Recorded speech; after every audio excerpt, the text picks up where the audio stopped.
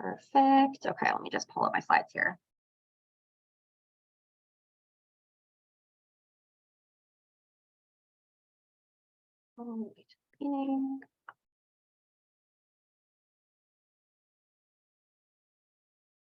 Can everybody see that? Oh, there's still people in the video right here. Yeah. 1 second.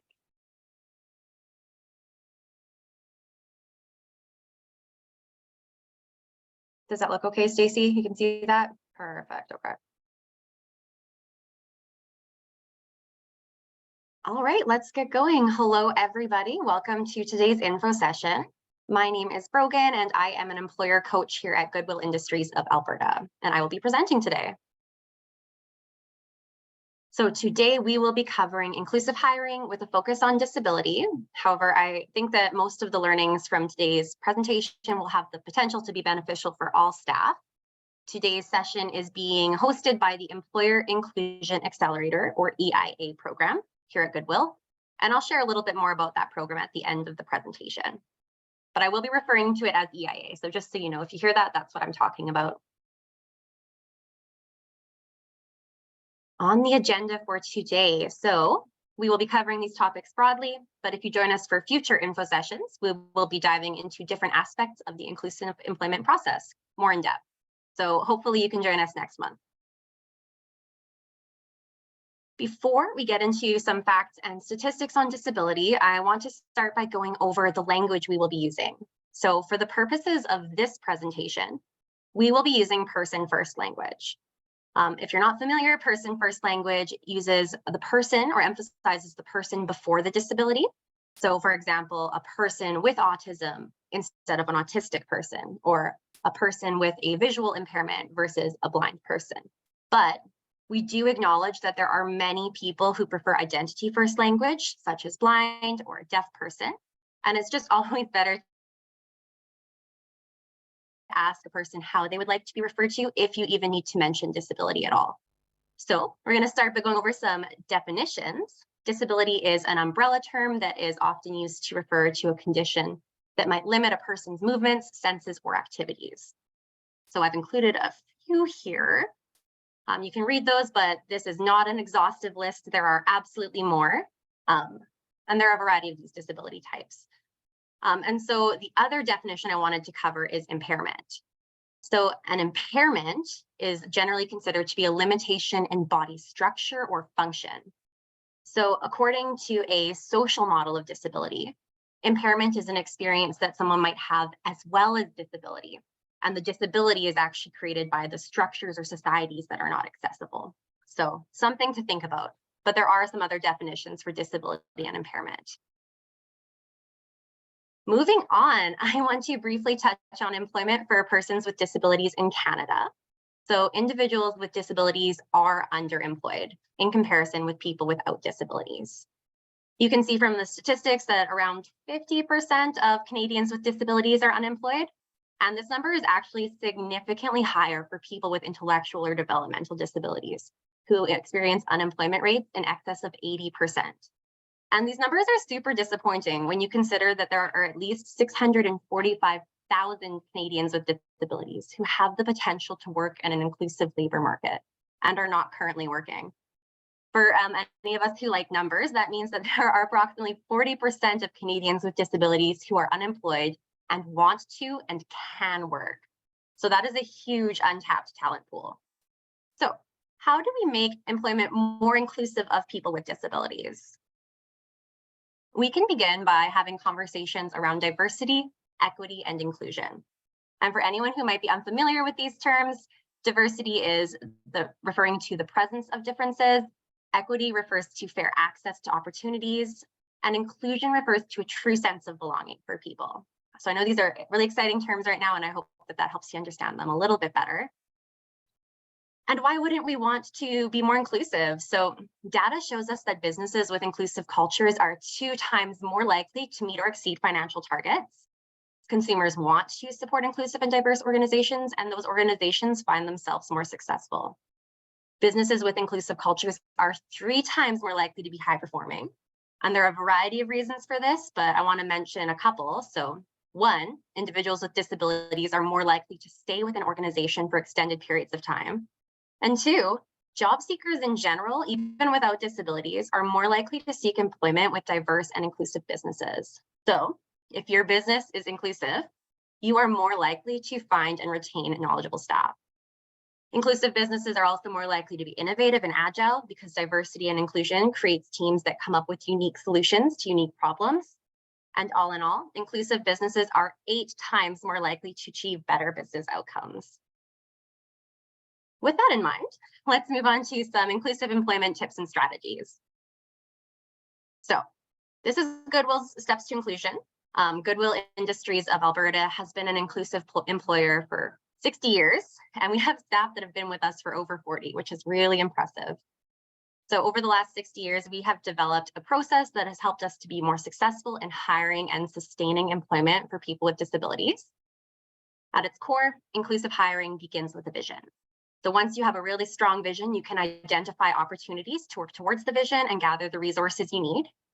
It's important that you set achievable goals and keep yourself accountable as you work towards them. And finally, continue on the journey. Once you set a goal, set a new one. Keep growing and learning and identifying new opportunities to become more inclusive. But I know that that doesn't give you guys any concrete strategies for being inclusive. So I am going to briefly cover 7 different strategies and tips. This list, again, not exhaustive, and there's going to be overlap, but I hope that it helps you think about how you can contribute to an inclusive culture at your own place of employment. First, I want to discuss positive intervention. So positive intervention includes any actions or activities designed to improve well-being using positive emotions and strengths. And many of the strategies that we're going to go over after this are actually just forms of positive intervention. And I bet that most of you are already making positive interventions in your own places of work. For example, positive intervention might include providing staff with training that leverages their strengths or helping them identify how to improve strengths. Positive intervention can look like workplace accommodations or job modifications. Maybe you start your team meetings with a positive affirmation or have a system in place to ensure employee appreciation. So here at Goodwill, we have little stickers that we can place on the wall and call out team members. That's a positive intervention. And these are all examples of things that I'm sure most of us have in place across our organization. Next, let's talk about supported employment. So when we help anybody learn a task, not just people with disabilities, we often use prompts. So prompts exist on a continuum known as a hierarchy. The prompt hierarchy is defined by how much assistance you need to provide for a learner to elicit the correct response. And when we support an individual with a disability, or actually anybody for that matter, to learn a new task, it's generally best practice to use the least intrusive prompt necessary and try to fade those prompts over time. And the goal is really for the learner to work as independently as possible in a natural setting. So we know that maybe not everyone will be able to work fully independently, but our goal is to build that foundation and work towards that top of the pyramid and help them get as close as possible as they can to being fully independent in the natural workplace setting. 3, task analysis. So when you support somebody to learn a new task, break the task down into smaller, more manageable steps. And again, I think this is probably something a lot of us are already doing. This strategy can be applied to tasks across a variety of settings. And as you can see, task analysis involves both visual and written cues. So we have here, it looks like an example of a place setting. We have a picture that someone could refer to. And then we also have the steps broken down. So I'm sure you guys have check places at your workplace that have stuff like this. Great strategy. 4th, accommodations. Where possible, strive to accommodate employees. There are so many forms accommodations can take, and I've listed some here. Once again, I'm confident you're already accommodating many employees. For example, checklists. If you have those, that's an accommodation. Or maybe you have an employee that leaves early every Thursday to pick their child up from school. Or somebody that needs to ride the bus to work, so you schedule their shifts around the bus schedule. These are all accommodations. So accommodations are not just for people with disabilities. They help all of us to be more successful at work. Fifth, stress reduction. So this is incredibly beneficial for everybody, not just the staff with disabilities, because stress is on the rise in our society. So stress reduction can help employees refocus at work, help employees regain control over anxiety and frustration, and just help people be more successful in the workplace. Some examples we have here were deep breathing, counting, breaks. I know I'm not exercising at work, but maybe some of you guys are. Goodwill has a massage chair, so there's lots of different ways you can think about incorporating stress reduction in your place of employment. 6, natural supports. So develop natural supports in your workplace. It's important for all of us, whether you're a supervisor or an employee, to contribute to the creation of the culture of support, because it's more enjoyable at the end of the day if you're working with a team of people that you trust to achieve a common goal. And quite frankly, all of us need a little bit of extra help once in a while. I can't count the times that I have called my team to walk me through how to do a certain task, or I'm struggling with PowerPoint. That's what a team is for. And when you put natural supports in place, you help everyone to be successful. So supportive colleagues and natural supports are really a huge facilitator for the success of individuals with disabilities in the workforce. And you might be able to establish certain team members who become those natural supports. So mentors or team leads that take on supporting a person with a disability. 7, this is very broad, and I think it applies both within work and outside of work, but become an ally for people with disabilities. So it is important to acknowledge that disability looks different for different people, and you need to learn how you can be supportive for different people based on their needs. So ask them. And I also recommend that if you can, or if you don't know where to start, you can reach out to local agencies that are already supporting people with disabilities. We can help you. We can help provide resources, we can provide training, and most importantly, we can put you in touch with the experts of their own experiences if you want to learn more about specific types of disabilities. So I have the video here. I'm hoping it plays for us. This is an inclusive employer in Calgary, and they are doing a really great job. So I just wanted to kind of share the employer perspective. It's only a couple minutes long here, so it'll be fast. I'm Chantel Robinson. I'm the Human Resources Manager for the Calgary Winter Club. We have been really proactive in working with underrepresented populations within Calgary for about 10 years. So we have an employee, Cody Wheatley, who is a member of the Team Alberta Floor Hockey and the National Golf Team with the Special Olympics. He is popular with employees and members alike, so much so that when he fundraises for the Special Olympics, he does not have to go far to find willing donors. And I'm happy to say he'll be receiving his 10-year service award next year. For any employers looking to improve their inclusion practices, I'd recommend reaching out to other employers who are doing the same thing or have been for a while. I am more than happy to share our experience and give some tips, anything like that. Happy Deem Alberta! Great video, short and sweet. So if anyone is interested, please do not hesitate to reach out to us. We can put you in touch with the Calgary Winter Club, and you can learn from them too about their experiences. All right, let me move on here. So I'm just going to briefly cover some information about Goodwill and our program, and then we'll move into some question and answers if there are any. So let me get my notes up here. Well, my notes aren't showing up now, so I guess I will just wing it. So Goodwill Industries is an international organization, but here in Alberta, we are committed to supporting people with disabilities. So each province actually has their own initiative, but it's all based on community-based action for supporting people with barriers to employment. And in a nutshell, how it works is that your donations at our thrift stores fund the programs and services that we offer to support people with disabilities to find employment.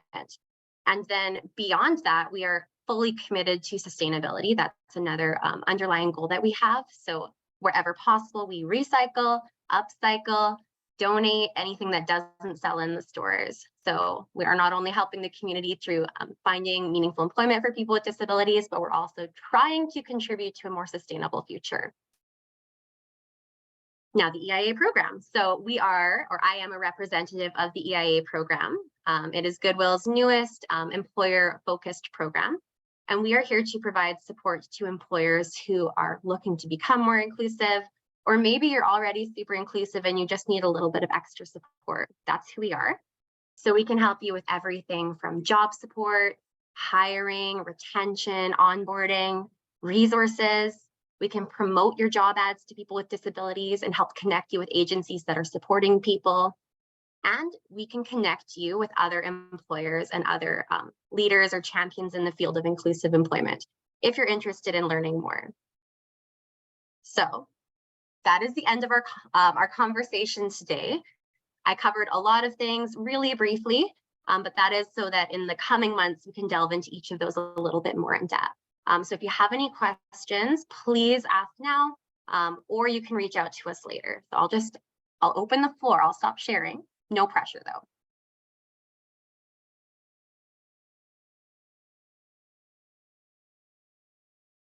You can always email us. I'm going to check the chat here as well. Looks like none in the chat. Oh, I see Andrea, you have your hand up. Yeah, do you have a question? Actually, I have a quick comment. Yeah. So I just want to say thank you so much for your presentation, number one. It really overlaps with a workshop I just facilitated because I just did something about caring for yourselves and taking, and trying to alleviate the advocacy burnout that can sometimes happen. So some of your comments and what I was looking at on the slides really stood out for me, and I really greatly appreciate what you've just covered. You did it really well in such a short time, so thank you so much. I look forward to getting like the video, like the recording. I don't know how you go about doing that, but it was great. Thank you. Thank you so much, Andrea. We will be uploading it to our YouTube page, but if everyone's interested, we can also send out the link following the presentation. I don't know. Is everyone okay with that? Just as part of a follow-up? Yeah, okay, perfect. You can ignore it if you don't want to watch it. You were all here today too. And I see some questions in the chat. Yes, there are grants available for supporting inclusion at work. So we would love to reach out to you, or you can reach out to us and we can go over that with you and support you with connecting to some of those resources.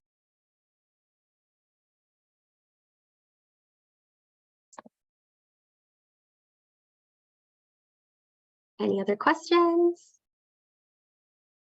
Oh yeah, you know what? I should have mentioned it's completely free. I think I had that in my notes, but they kind of disappeared at the end. So I'm sorry about that.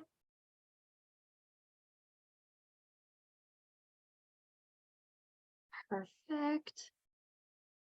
I'll just wait another like 20 seconds here to see if there's anything else popping up in the chat. I think we're good. So we will finish up for today. Please feel free to reach out to us either on our social media or at our EIA@goodwill.ab.ca email.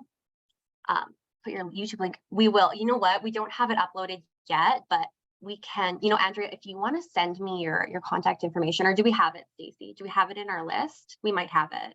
I don't have it handy, but I can email it to Andrea after the presentation. Perfect. Yeah, we'll send it right to you, Andrea. No worries. Okay, well, thank you all so much for coming to our presentation today. It was so great to see so many faces. Hopefully you can join us in the coming months as we go into the topics in more detail. Take care. Thank you, everybody.